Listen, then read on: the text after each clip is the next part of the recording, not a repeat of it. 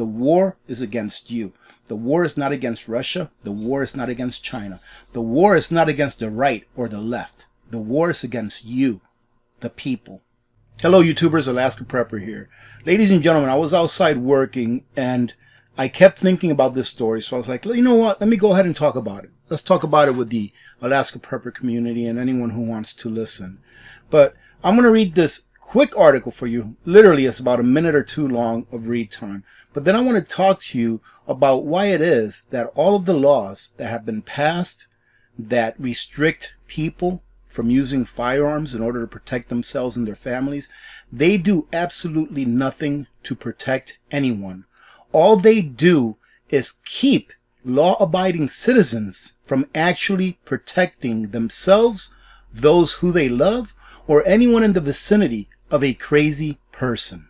So here we go, just in case you haven't heard the story.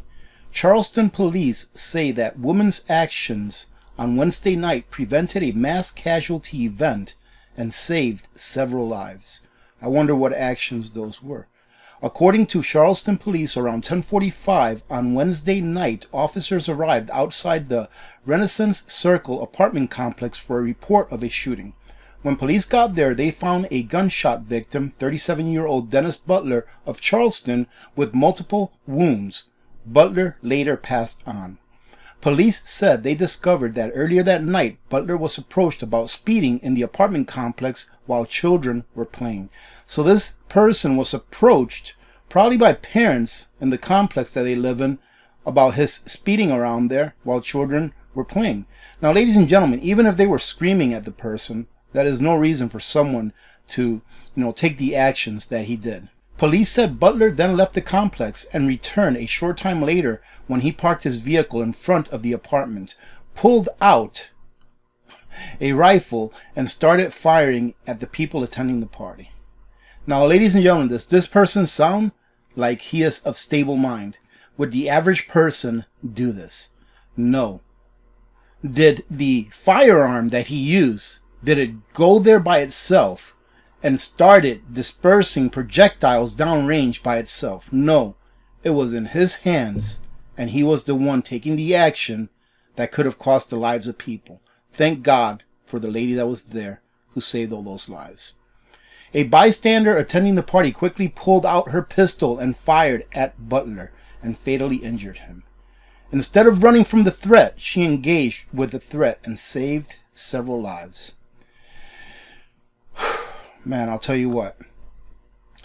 Just knowing what happened here the other day in Texas and hearing that, almost got a little emotional there. I'm going to show you something, ladies and gentlemen, that not many people know about. I've talked about this in the past, but I'm going to show you this to prove to you that the truth is hidden from the public in order for the agenda of whatever party is in office be fulfilled. You are never told the truth, ladies and gentlemen. They print the truth, then they hide it. They put it on the 20th page of whatever it is you're reading in hopes that you never get there. It's just like when you put out a YouTube video. When someone puts out a YouTube video, not very many people can tell you what happened towards the end because not many people stay there. So if you want to put out something funny, something that's quirky, that only your most faithful subscribers or community members, you want them to see, put it towards the end. And more than likely, only your most faithful community members will see that. Let me show you something here real quick before I show you this bombshell that is more than 14 years old, okay? How many gun laws are there in the United States? Federally and state gun laws. There are 20,000 plus different firearm laws now in effect. The NAR and other pro-gun organizations have frequently touted the 20,000 gun laws that currently exist on the books as reasons why stronger enforcement rather than additional legislation is the answer to the problem of violence.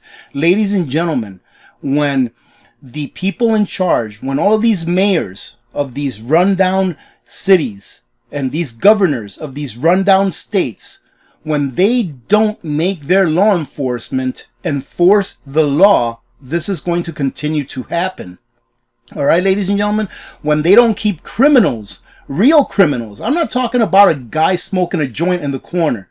I'm talking about a real criminal that has a history of violence and hurting people. When they don't keep them in jail so that they can pay back their debt to society, these things are going to happen. All right, ladies and gentlemen, plain and simple. You can pass as many laws as you want. The fact is this, is that every law passed is a law against a citizen that follows the law. Because criminals, by definition, do not follow the law because they're criminals. So how many more laws is it going to take for criminals to finally wise up and say, hey, wait a minute, I'm breaking the law. I don't think I'm going to do that. They're never going to do it. They are criminals. By definition, they will not follow the laws. So all of these laws that are being passed is not against criminals. It's against the law-abiding citizen that just wants to have an instrument that can protect themselves, their families, or anyone near them whose life is at stake or risk because there's a crazy person doing bad things. How many times do I have to tell you that the government doesn't give a crap about you? They don't care about you one bit.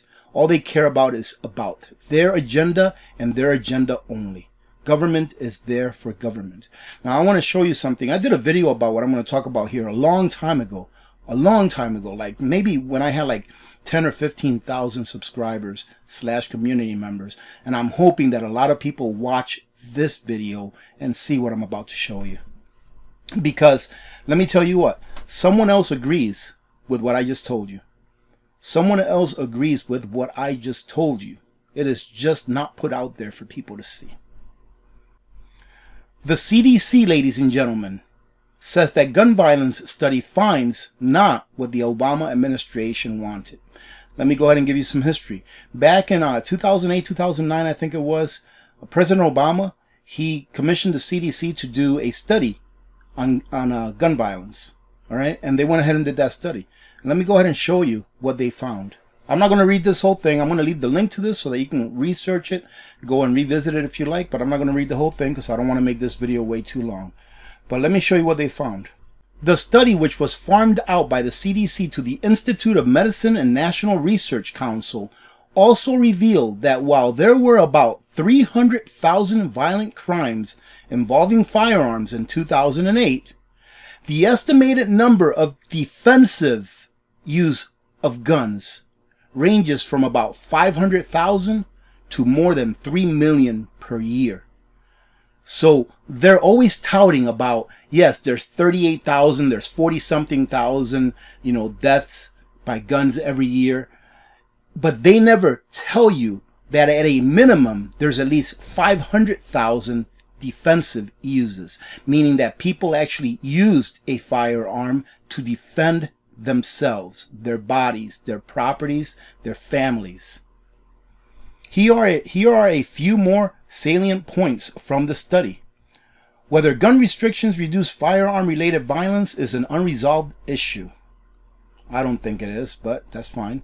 Studies that directly assess the effect of actual defensive uses of guns have found consistently lower injury rates among gun-using crime victims compared with victims who used other self-protective strategies. Meaning that if someone broke into your home and you had a firearm to protect yourself against that invader, that the average person did not sustain injury from the attacker. Whereas if all you had was a piece of 2x4 or a hammer or a screwdriver or a knife, that more than likely those people did sustain injury, whether they were deceased or not, but they sustained injury. So it shows overwhelmingly that people that were able to defend themselves with a firearm did so much better than people that were not able to defend themselves with firearms. Ladies and gentlemen, I've told you before, the war is against you. The war is not against Russia. The war is not against China. The war is not against the right or the left. The war is against you, the people.